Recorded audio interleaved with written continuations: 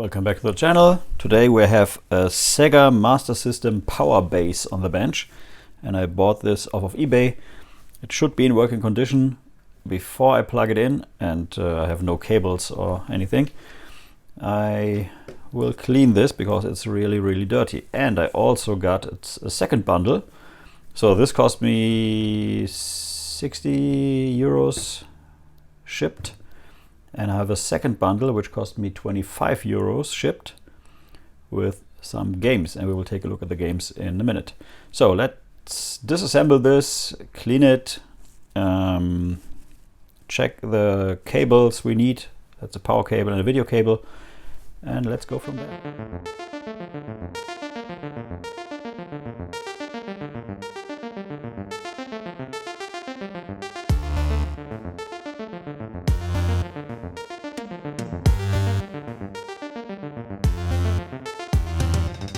So before we disassemble this, let's check the condition of this unit.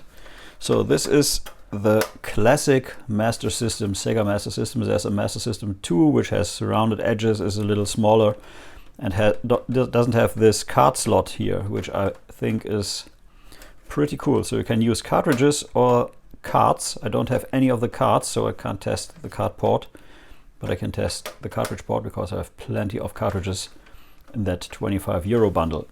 It has two inputs in the front for the controllers. It has a pause button, I don't know what that does, a reset button, a power button which says copy, that's not stock. Nothing on this side.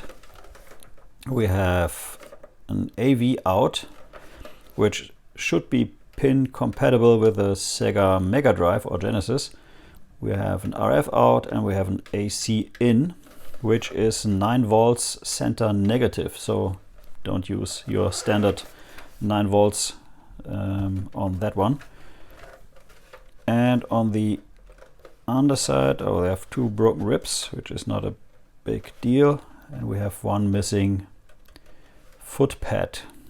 Yeah, it's a Sega Master System PAL-G version, 850 milliamps, and use Sega AC adapters only, which we will not do. And it's made in China. Who would have guessed? Yeah, so let's take out a few screws and take a look inside.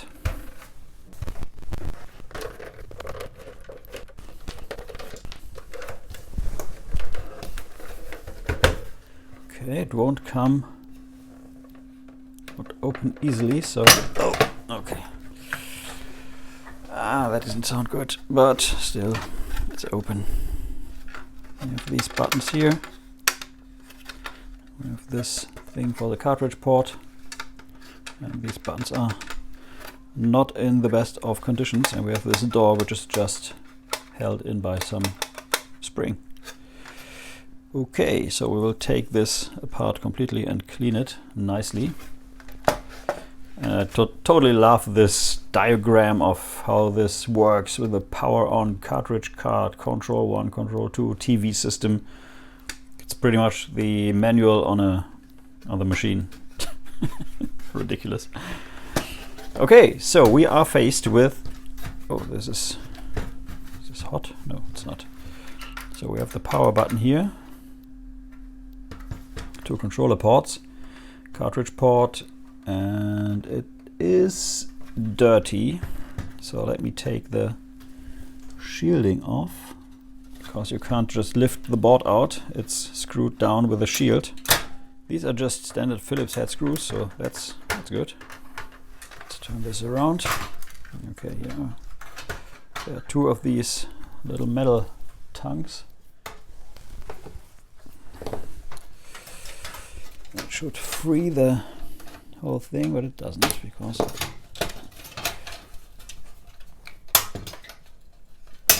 now it does. Whew, this is one dusty board. Jeez. I have no idea which chips are on here, but you can spot a Z80 or Z80 Zilog processor, a few NEC and Sega chips, which I assume is for sound and graphics, and there's another Sega chip down there. And I still can't get the board out. What is this? Ah, there's a screw. And there are 2 screws. So let's take these out. Maybe this helps. Thing is stuck in there. Oh. Do I really have to remove all the cartridge slots here? Okay. Let's try this. Hope I don't break anything. But yeah, that is indeed the way to go here. That's the most interesting LED I've ever seen, just in a little tower here. And the power switch is also screwed in. Man, they really meant business here. And here is the board out, and 1 lone capacitor on the back side. So this is actually a very sturdy build because they screwed in the ports and the power button. It's not bad, like it. Okay, and there is, I think it's a dead bug, I'm not sure.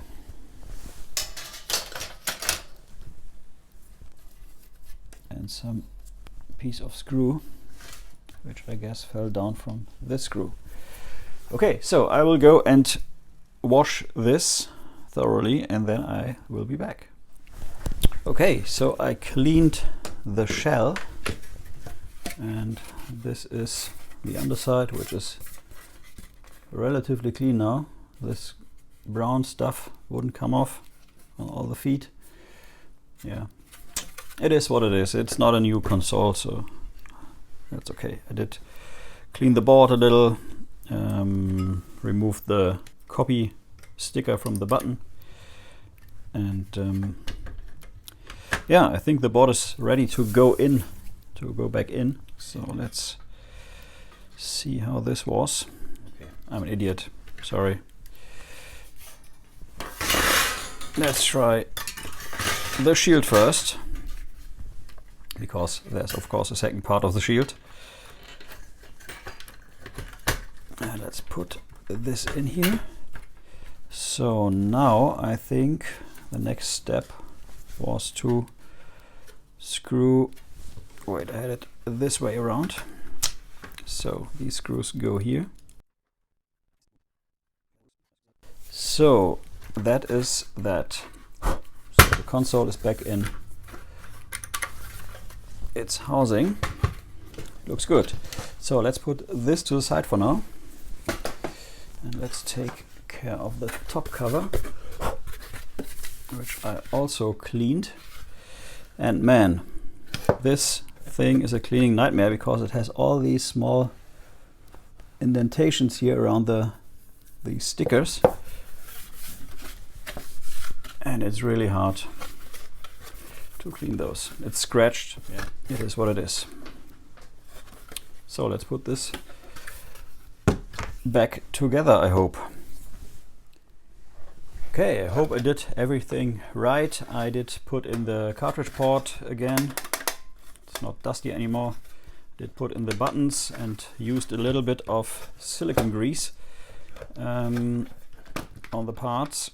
I guess this will make them move easier. I cleaned the shield. Yeah, I know.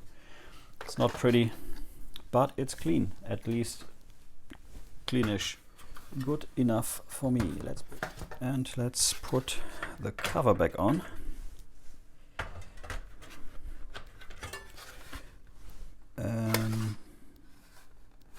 Okay.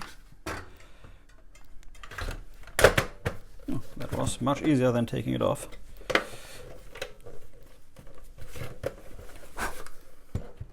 Okay. Oh yeah. These are smooth. Also works. So let's put in the screws.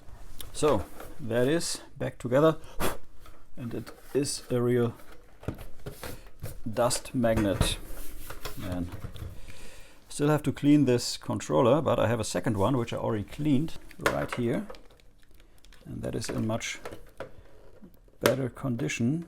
But some pieces broke off this D-pad here, and the second button is not working properly, so I have to do something to fix that. Let's leave it with this one controller for now. And I already went on and did build power supply. SEGA Master System center negative, barrel connector. It's one of these power supplies where you can actually set the voltage. You have to set it to 9 volts, center negative. And let's try this. If it works, this power LED should come on.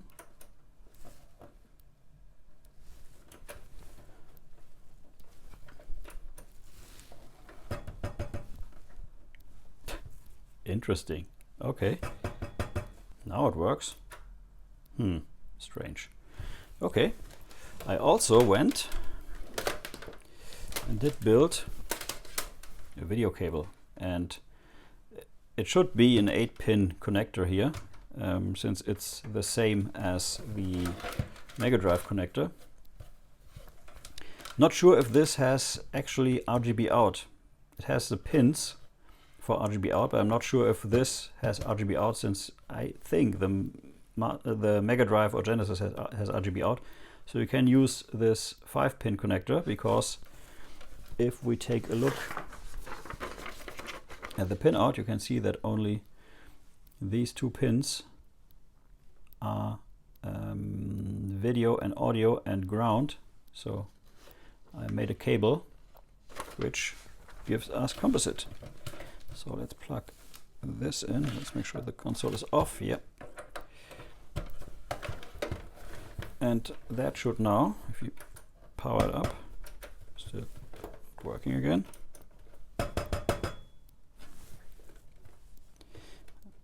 Oh, I just noticed. Okay, it's I think it's that barrel connector which is not the right.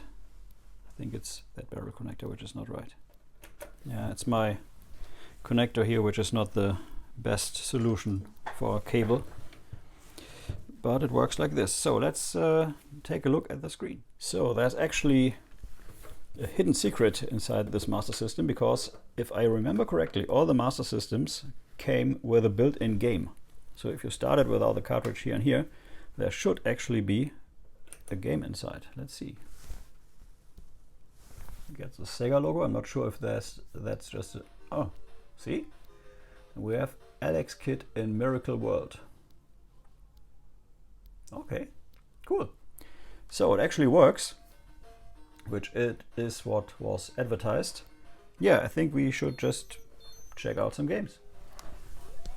So after test playing one of the games, Alex Kidd in Miracle World, I noticed that the second button doesn't work too well.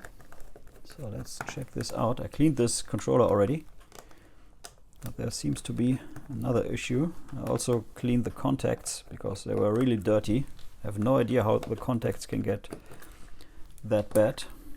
But let's take a look inside. So this is a rather straightforward, simple construction. It's just some plastic and some simple metal contacts like this. So I cleaned these contacts, and that are the these are the pads that push against these. This is dirty already. How can that be? Just cleaned that. Okay, so button number 2 is this one. Let's see. Okay, I can already see the problem. It's totally indented here. And if you check the other one, there's just a slight indentation. So that shouldn't be here. So if you push the button, it just doesn't get enough room here to push in properly. So let's maybe put something on there. So I think the most simple way to do this would be to just put some sticker inside here. So let me grab this here. This is some post-it notes. Not sure if this is a good idea, but it is an idea. So let's just cut out a square, put it on there. That is not a good idea. Doesn't work too well. So what could we use for that? If we put a little bit of glue in there. Question is, how long will this work? Because if we put some pressure on here, I think it's gone in a minute. Let's put it back together and see. You can always go in and do this again. Feels okay. Not sure if it works. Let's see. Feels good. Let's check it out.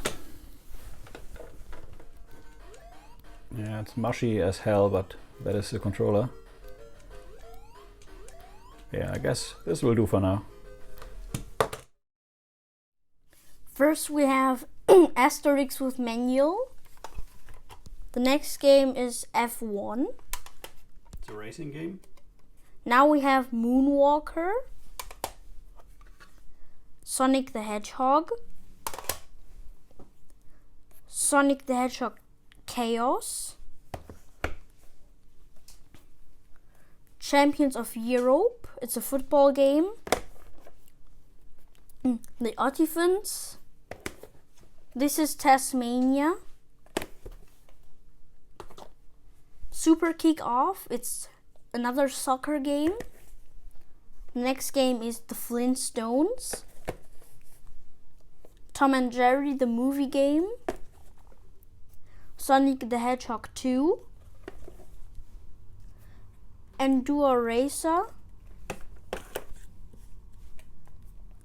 Castle of Illusion starring Mickey Mouse, and finally Teddy Boy, the Sega cartridge. So all in I paid 25 euros shipped for all these games. And if you should be thinking about getting into collecting, one super important thing is that you have these hanger tabs on top, because that increases the value of the game. So Jonathan and I checked the prices on these, and in the end we got to about 400 euros without the controller for all the games, which is a pretty good return on my 25 euros shipped investment. Yeah, nice haul. So first we have Asterix.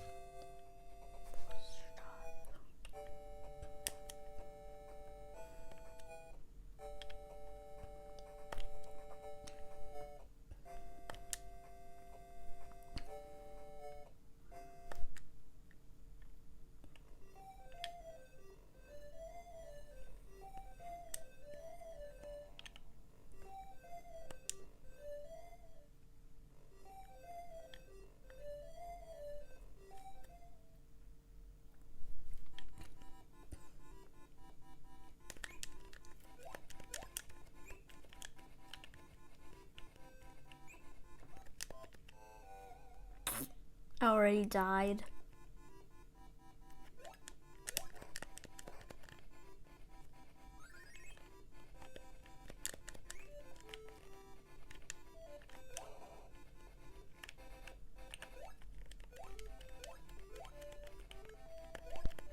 Woo! Next we have Sonic the Hedgehog 2, Sega classic game.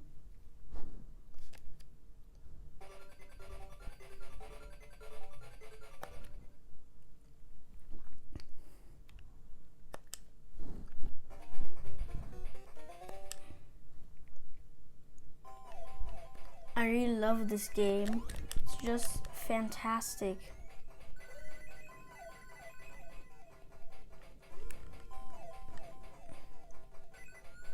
So this game is actually getting 5 stars because it's really well done.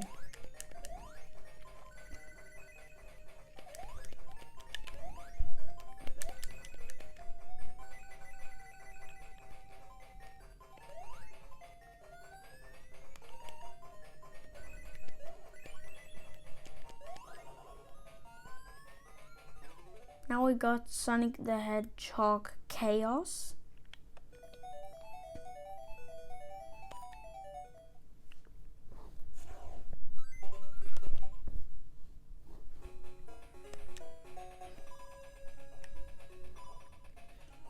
The cool thing at that game is you can choose the player, Sonic or Tails.